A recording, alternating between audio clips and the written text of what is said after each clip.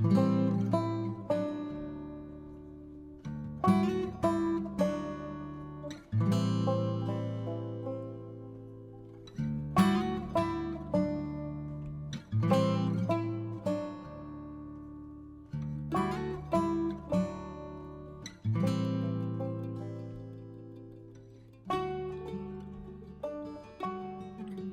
back to the Psalms of the Bible, Volume 2, Week 6.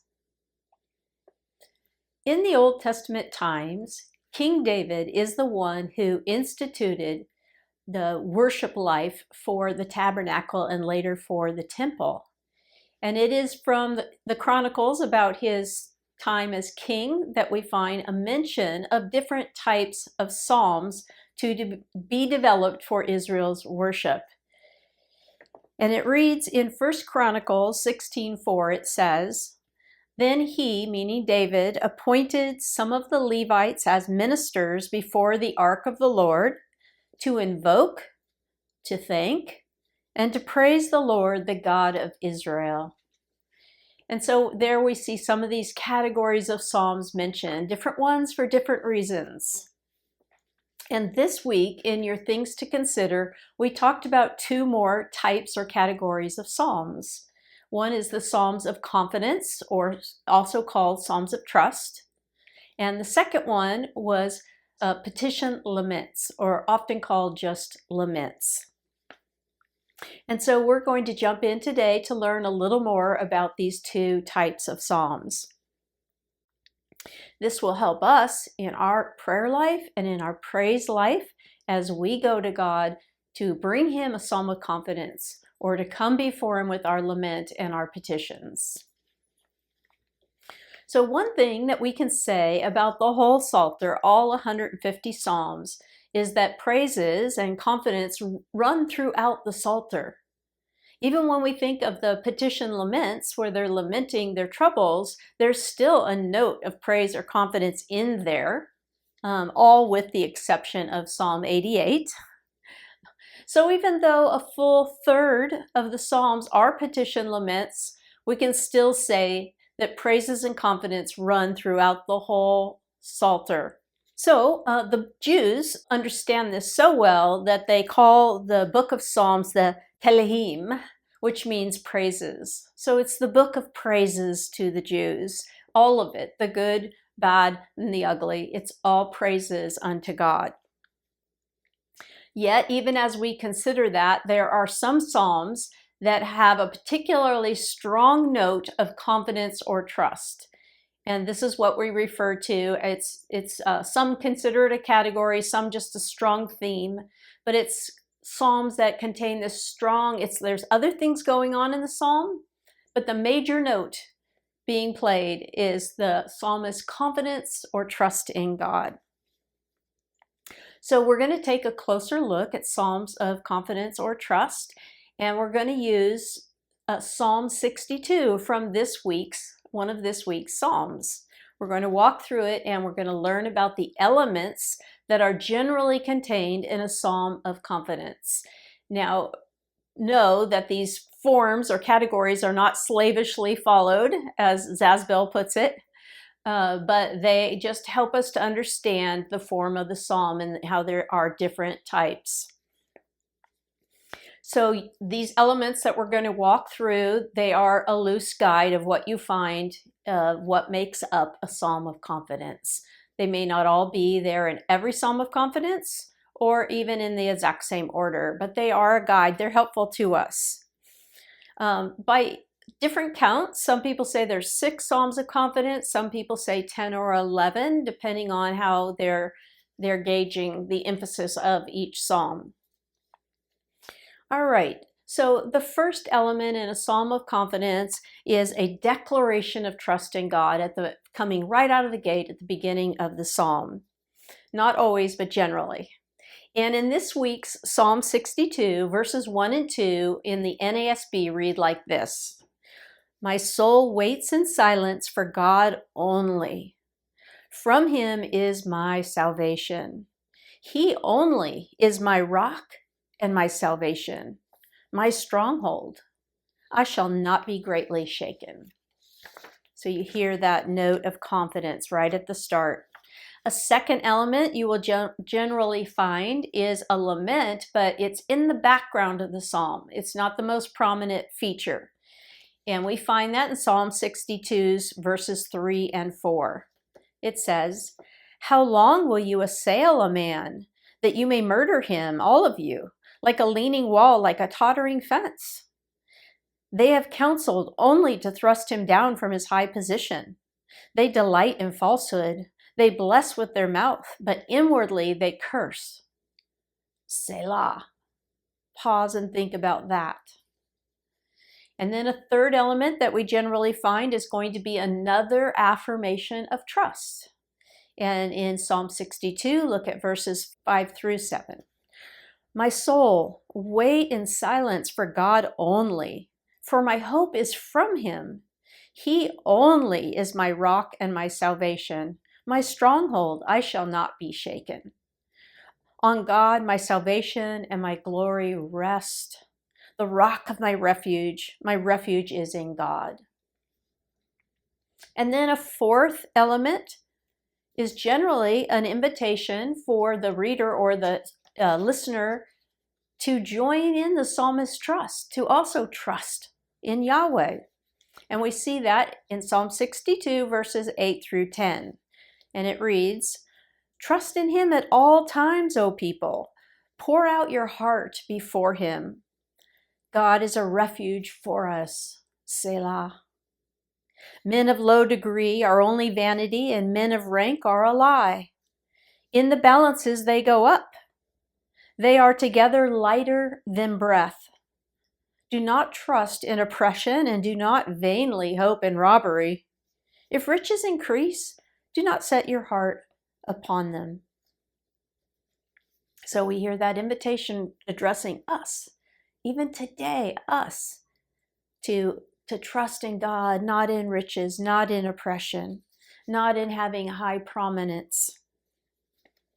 And in the fifth element is generally a basis for the psalmist's trust. Why does he trust in God in this way? And in Psalm 62, we find this in verses 11 and 12, which read, "Once God has spoken, twice I have heard this, that power belongs to God. And loving kindness is yours, O Lord, for you recompense a man according to his work." So that's the basis of the psalmist's trust, is that power belongs to God. Loving kindness belongs to God. He does recompense a man according to his work, and therefore we can have confidence in him, no matter what it looks like around us. So most of the Psalms of trust or confidence have these 5 elements. They may be in different order. So the Psalms of confidence, in conclusion here on these, the psalmist is expressing his trust or confidence in God. That's the major note of the psalm. It's at the forefront. Okay. So a second type of psalm that we talked about in this week's Things to Consider is the petition lament. And as I mentioned earlier, about a third of the Psalms are petition laments, or just laments, where the psalmist is lamenting his problems or his situation, and then he's asking God for help.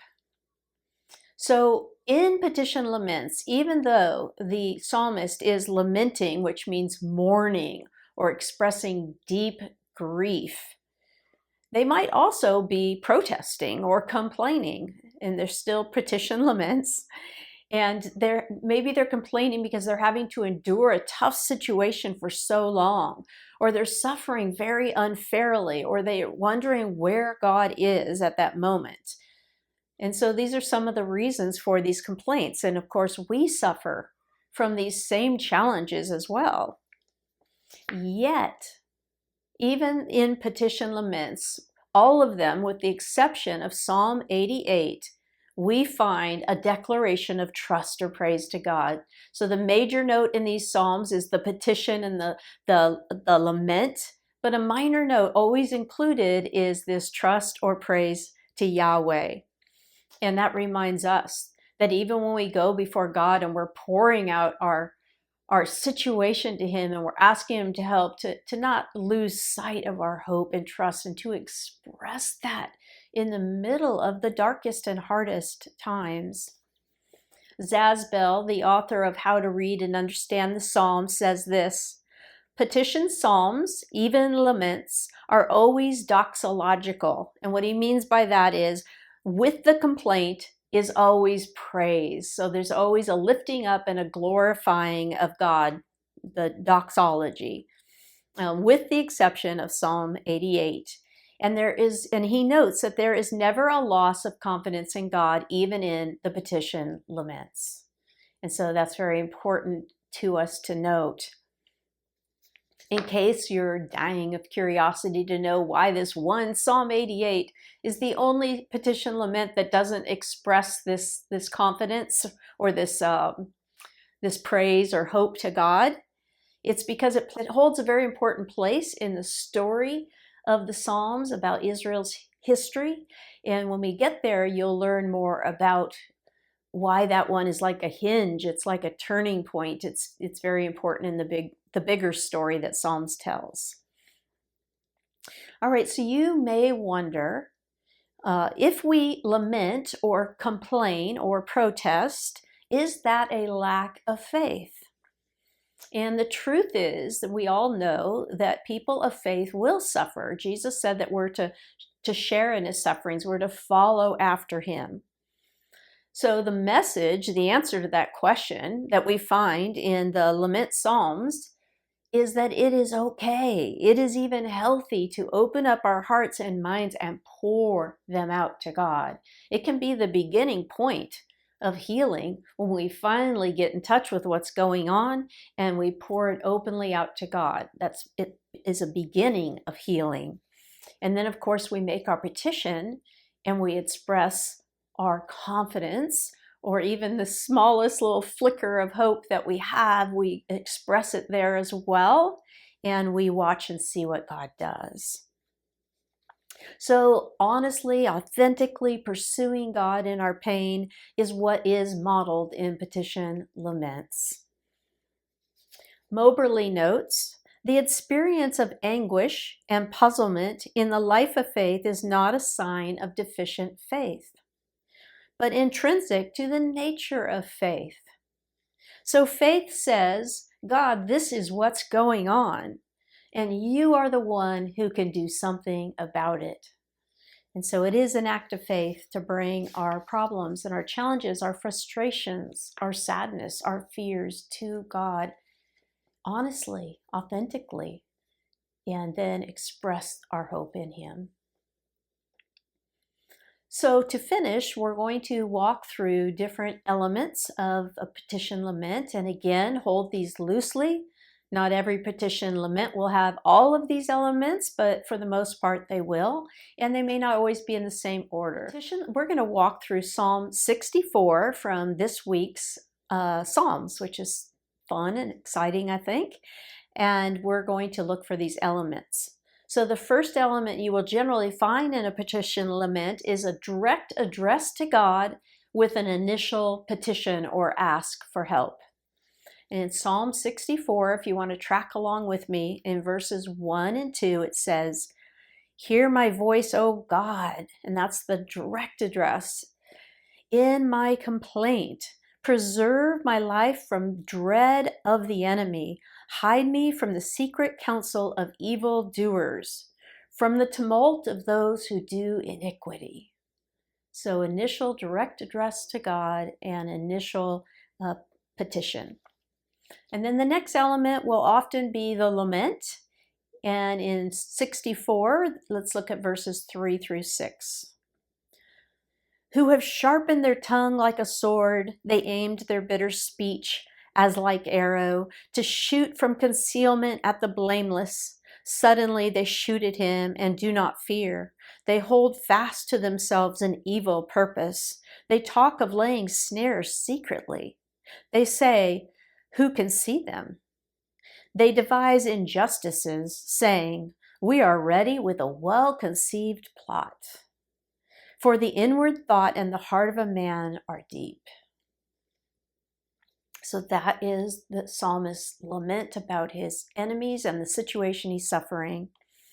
Then they will have an expression of trust or confidence, as I mentioned earlier.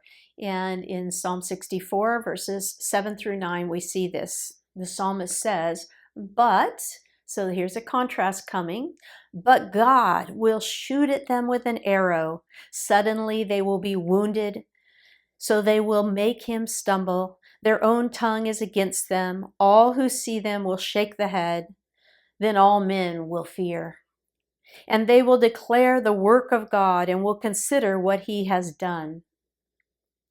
So this expression of confidence, even in the midst of this lament. And then some petition laments then have another lament, but Psalm 64 does not. And most petition laments will conclude with praise and a desire for the listeners or the readers of the psalm to join in with the psalmist's confidence in God, even in the midst of this hard situation. And so let's read verse 10. The psalmist writes, "The righteous man will be glad in the Lord and will take refuge in him, and all the upright in heart will glory." And so there's that note of praise and confidence that we can jump in even today. 3,000 years later, we are meant to jump in and participate in this confidence of the psalmist. So again, those are the general elements generally found in the petition lament. But what you will always find in petition lament is that the lament and the petition are front and center. They're the major thread in the psalm.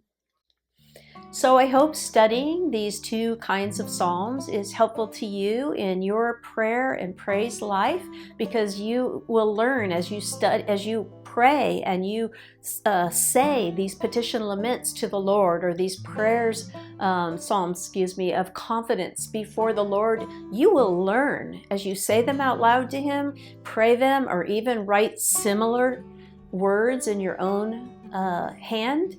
You will learn, it will enrich your prayer and your praise life and your ability to express authentically and connect with God very personally and with great trust, just to go through hard things and to praise Him in the good times, in all the times.